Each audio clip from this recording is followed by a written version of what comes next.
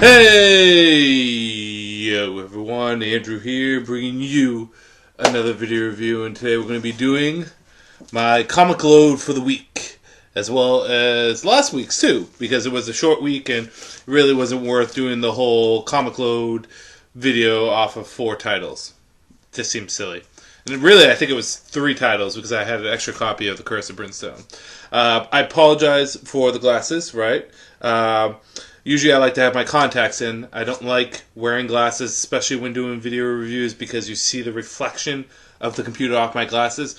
We are getting ready to go to Florida, Disney World. We have to leave at 5 o'clock in the morning. Tomorrow morning. It is now 11:52. My wife is still packing. Our kids are with their grandparents right now, so we'll travel. We'll go over my in-laws' house, and then we'll head out from there. The reason why I'm wearing my glasses is we just went to a concert, one of her bands, Hanson, and we just got back around 11 o'clock. I ate something real quick. I read a few comics, and then I take my contacts out because contacts get dried up and gets a little blurry, and yeah, it's just better to wear glasses. And what's really great about the glasses is, right, it kind of does a good job at hiding my secret identity, because no one's ever seen me and Superman the same place at the same time. Terrible joke. But anyways, that's neither here nor there. So yeah, I'm sorry. I'm a little kooky, and I'm also a little tired. I just had some coffee. I've been off the coffee bean for almost a year now. But desperate times call for desperate measures. I'm not going to hit a Red Bull right now. I pulled out a little Dunkin's coffee, and then, yeah, as you can see, I'm a little wired. A couple things, right? I don't know if you guys have been watching Titans, but I have. I've been thoroughly enjoying it, and I think it's getting better and better and better.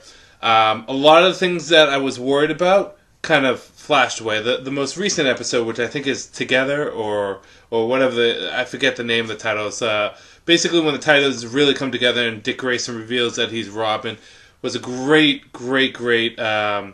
episode, and I think all the actors are coming to their own. And I know there was a lot of worry with Starfire and how the actress' hair and costume look with her, but I think she does a fantastic job as Corey. Get rid of the stupid animal jacket or whatever the coat that she's wearing, and she looks pretty spot on. The hair still looks a little silly, but it's kind of grown on me. And of course, the reveal at the end with our boy JT showing up, and I'm not talking about Justin Timberlake, was pretty good. So I'm really loving Titans. And another thing that I just watched that has been so good, and if you have not watched it, you're doing yourself a disservice, and that is the Castlevania Netflix animated series. Season 1 was great. Season 2 is so fire. It's not even funny. It is, without a doubt, one of the best animes I've seen in quite a long time. And it does an amazing job portraying Dracula as such a sympathetic, complex, and multi-dimensional antagonist. He's kind of a villain, but he's an antagonist, right? And the ending fight with him and Alucard and how it actually ends, heart motherfucking breaking. So good. So if you haven't seen that, you should. And the new trailer for the Broly movie coming out for Dragon Ball Super is so good. I am so pumped for that movie. The animation looks great, and I'm actually, I'm really looking forward to the new changes to Broly, because I really like Broly's old design, but the new design, it's growing on me, and it just looks like it's going to be an amazing, amazing movie.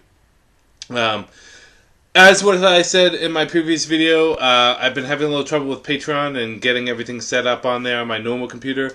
So I will fix that when I get back from my vacation, which is going to be on the 18th. And then we'll get everything ball rolling back for the patrons. As always, thank you for the patrons out there. Sammy Coppola of the Bat brand, Connor from OKayFabe,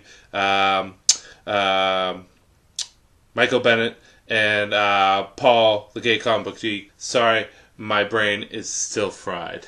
But with that said, we might as well dip into what we want to dip into, and that is comic books. And we're going to start where we always start, with a little bit of Batman in our life, with Batman issue number 58. And of course, got both covers here. This is starting the new story arc, and Of course, we get no conclusion to whether or not KG Beast lived or died. I'm sure he's alive. Still kind of irks me that Batman kind of broke his rule, but didn't break his rule last issue. But hey, it is what it is. We're moving on, and Batman doesn't seem too worked up about the fact that he left KG Beast for dead, so maybe he didn't break his rule? I don't know. That's one of my golden rules in comic books. Batman never kills. So you can see I'm still a little on top of that and thinking about that. But the long and short of this story is that Penguin is basically summoned by Bane in a very terrible way to basically put a hit out on Bruce Wayne. Or, in this case, puts a hit out on Bruce Wayne's butler. This is all to get the attention of Batman. And that's the gist of the story. The artwork is fantastic in it. Overall, the story hits some interesting beats. And in addition to that, the person that is killed in this, I thought was Penguin's girl from Penguin, Pain and Prejudice, but it's been years since I read that, so I don't know if she's still alive or not. So I think it's someone different. I'm going to have to research that. Overall, this issue was okay. Nothing to write home to, but it didn't offend me like the last issue.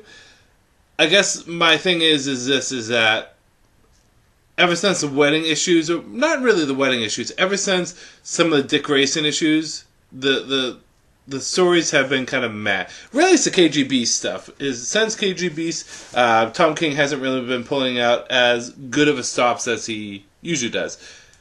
It's middle of the ground, but it's not perfect. It's not where it used to be before the wedding issues. I mean, the cold case issues were pretty decent. The Dick Grayson issues were pretty decent. But, I mean, still not pushing up the level that I was used to for a while now. So, but it looks like we're at least moving the Bane plot a little bit more forward. Nightwing 52. Yeah, I still don't like the fact that Nightwing doesn't have his memory, but I am enjoying the writing and I am enjoying the story. Dick Grayson basically is, again, hey, I don't want to be a vigilante and I don't want to be a superhero anymore. My name is Rick Grayson. And basically going around and trying to figure out exactly what he can do with muscle memory, jumping from building to building. As this is going on, a bunch of cops one cop finds his bunker and invites all his buddies, and they all dress up like Nightwing. What's kind of cool about this, and what I liked about the previous issue, is they make references to all the Nightwing costumes. You kind of see it here. You got Disco Nightwing, you got Nightfall Nightwing, you got New 52 Nightwing, you got Rebirth Nightwing costume, which is nice that they're referencing all the continuity with Nightwing. But on a whole, the story is good. I think it's a little too bullet pointed for... I know this sounds silly, but like... The cliffhanger is exactly what I thought the cliffhanger was going to be. I guess it's a little too predictable. It's just very by the book. But the story is still kind of interesting, so pick it up. Deathstroke the Terminator, or Deathstroke in Arkham. Let me just state that this issue is phenomenal. It is great. It is beautifully done. Christopher Priest does a fantastic job with Deathstroke and is continuously doing a fantastic job. Quite possibly doing the best job at Deathstroke since maybe George Perez and Marv Wolfman. I dare say possibly better. What he does with this character is phenomenal. Pick it up. X-Men Red issue number 10. So basically, yeah, Jean Grey is getting framed by Cassandra Nova, whatever her name is, and basically being looked like she's some kind of evil mutant terrorist, but she's not. So Jean Grey decides, you know what? F you, I'm turning up the dial, gets the Avengers involved, gets a bunch of people involved, and basically she is going all out. I'm enjoying X-Men Red as a title. And I think this is a continuation on how the storytelling has been done so well so far. In particular, I like the fact that this has been a really good portrayal of Jean Grey. And it's Jean Grey not having the stuff that's weighed her down, because Jean Grey has always had the following elements in her life, right? She's always had the Phoenix Force, always had Professor Xavier, always had Scott Summers, always had, Wolverine. Certain aspects of her life that's always been kind of part of her storytelling, but in this, she's just doing her thing, and I enjoy it. Sideways Annual Issue number 1. As you can see, New 52 Origins, Grant Morrison, Action Comics, Superman shows up in this. But he doesn't really do much, and apparently he's just like a shadow of continuity. Yeah, it's not really explained that well, but that's basically the gist. Storytelling was okay, but other than that, is not necessarily something you need to pick up. It finishes the story arc that we just had, but you can probably skip over this. It's a shame to say that. I have a little itch in the back. The Curse of Brimstone, number 8. I know I haven't been reviewing this is because I was behind on it. It just got thrown into the back catalog, and I hate to say that, because this is actually a really good series. It is clearly and blatantly DC's take on basically Ghost Rider without being Ghost Rider, but basically it's just an awesome series. It's dark, it's gritty, and it's not just that. It has a really good feeling that you don't know where the story is going to go, nor do you know where the characters are going to go. This issue in particular, we see the main character who is possessed by the spirit or the entity of Brimstone cross a line, and one in which he can't go back. And it's not like he did it out of insanity or anything like that. He knew full well what he was doing, and he did it. And that's what I kind of like about this series. If you haven't picked up The Curse of Brimstone, I recommend getting it. It's only 8 issues in. The first few issues are kind of hard to get into, but after that, once the pace starts going, it's a great ride. Justice League Dark, Wonder Woman, The Witching Hour, number 1. So this is the conclusion to the Witching Hour story arc that we've been going on with the Justice League Dark and Wonder Woman. And what I really enjoyed about this issue is it kind of gave the history of magic and kind of reintroduced and also retconned some information about Wonder Woman and magic and the DC Universe. So I enjoyed it for that. I also liked how they eventually wrapped things up in the end, and a force or element. I'm trying not to spoil it. A force or an element from previous in the series comes back and is one of the creepiest things that I said it before. It's one of the creepiest things that DC has done in a while. Has come back and basically does the deed. So read it. It's a good issue. If you've been committed to the story arc so far, you're not going to be disappointed, and leaves off with a decent amount of cliffhanger. And we know repercussions are definitely going to be felt with this, because we know Constantine's going to be in Batman, and his repercussions is going to show up in this. Green Arrow number 46. Citizen's Arrest, I think it is, or Citizen, whoever the Facebook Live villain of this story is, basically going toe-to-toe with Green Arrow, and Green Arrow is doing the best he can. Ollie's doing the best he can to clear his name. However, things don't always go the way Ollie wants it to go, and of course this ends off on a ending that I don't know if it was orchestrated by Ollie or if he just kind of fell into it, but it happened. Green Arrow has always been a solid series throughout Rebirth. The first 30 or so issues were really good. Then they kind of had a dip of quality, but the last, I want to say, 4 or 5 issues have been really fun. Pick this up. I enjoy it. The Green Lantern issue number 1. This is the start to the new Green Lantern series. I'm going to say something controversial, and you guys are probably going to say I'm playing favoritism with that.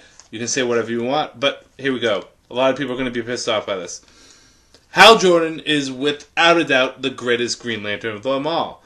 Not only in the continuity of DC Comics, but as a character, he is the most fascinating, interesting, and compelling of all the Green Lanterns.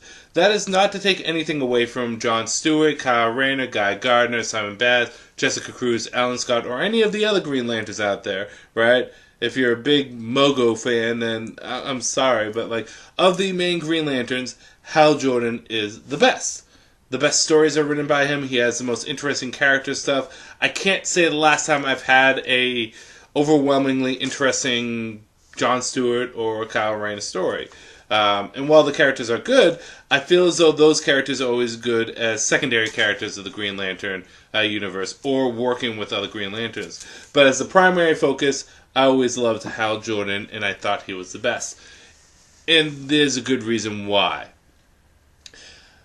So in this, we have Grant Morrison, one of the best writers of our time for comics, and Liam Sharp, who is doing the art on this, who does a really good, really, I want to say, it has a very nice 90s feel to it, in the best ways possible, art for Green Lantern, and it's just phenomenal.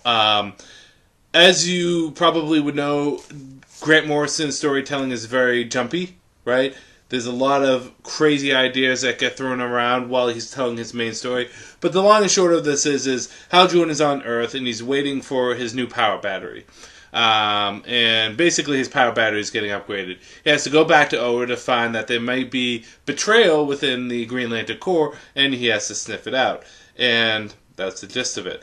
I know it sounds very simplistic, but the art in this is beautiful. The storytelling in this is great.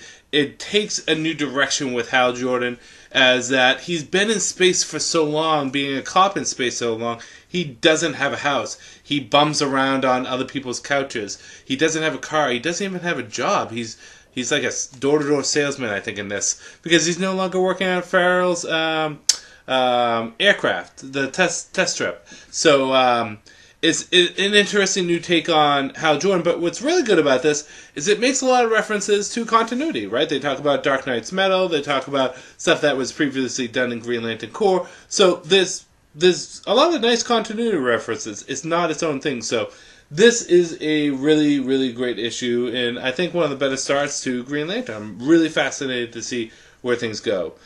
Heroes in Crisis issue number 2.